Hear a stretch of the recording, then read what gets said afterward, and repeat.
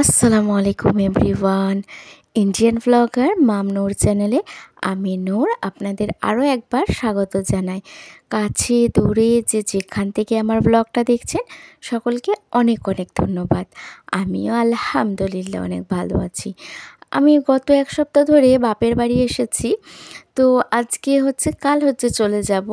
তো আজকে ভাবলাম একটা ছোট্ট করে ভিডিও যতটুকু পেরেছি হয়তো শেয়ার করার চেষ্টা করেছি। কারণ আব্বা মা এখানে থাকেন না, ওনারা ওয়েস্ট বেঙ্গলের বাইরে থাকেন। তো জামাইবাবু ইন্তেকাল করায় তো ওনারা এসেছেন। তো কাল আব্বা মা চলে যাবেন।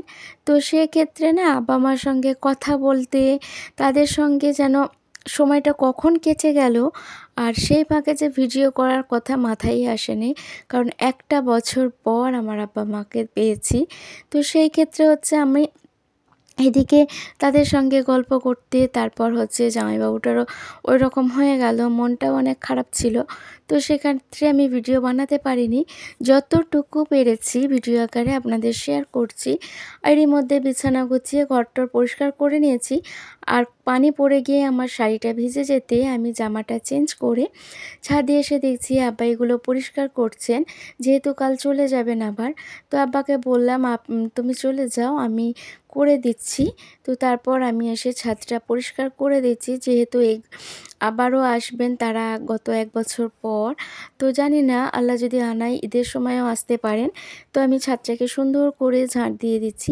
আর এর আগে আমার সত্যি বলছি এতটা আনন্দিত হয়েছি যে অনেকেই আমাকে কমেন্ট করেছেন যে আপু তুমি কোথায়, তোমার কেন খোঁজ পাচ্ছি না, ভিডিও দিচ্ছ না কেন। আপু সত্যি বলছি মনটা একেবারে ভালো ছিল না, তো ওই জন্য আর ভিডিও করতে পারিনি। আবারও রেডি হয়ে এখন যাচ্ছি আমার নানা ভাইকে দেখতে। কারণ আব্বা মা যেহেতু চলে যাবেন আর নানা ভাইয়ের শরীরটাও অসুস্থ, তো ভাবলাম তো নানা ভাইকেও এখান দিয়ে দেখে চলে যাই আব্বা মায়ের সঙ্গে। কারণ অল্প সময়ের মধ্যে নানা ভাইকে দেখে চলে আসতে হবে, কারণ কাল আবার ফিরে যেতে হবে। কারণ গ্রামে অনেক ব্যস্ত, অনেক কাজ আছে। তো সব কিছুই কিন্তু ভিডিও আকারে শেয়ার করার চেষ্টা করব ইনশাল্লাহ। তো আমি অনেকটাই ব্যস্ত ছিলাম, যেহেতু আমরা মেয়েরা দায়িত্ব কর্তব্যের মধ্যে সব কিছুটা পালন করার পর তারপর সময় বের করে যেহেতু ভিডিও শেয়ার করি। তো এখানে নানা ভাইয়ের কাছে এসে নানা ভাইয়ের সঙ্গে গল্প করলাম। তারপর নানা ভাইয়ের সঙ্গে দেখা করে ওখানে অনেক কান্না লাগছিল, তো আর ভিডিও তোলা হয়নি। আবার বাড়ি ফিরে এসেছি। তো এইটা না আমার আব্বার হাতে লাগানো গাছ, যেটা 20 বছর ধরে একভাবে ফুল দিয়ে যাচ্ছে।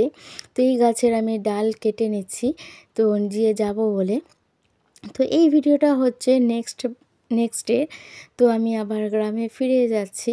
তো আজকের মতো ভিডিওটা এতটাই। দেখা হচ্ছে পরের ব্লগে। আল্লাহ হাফেজ।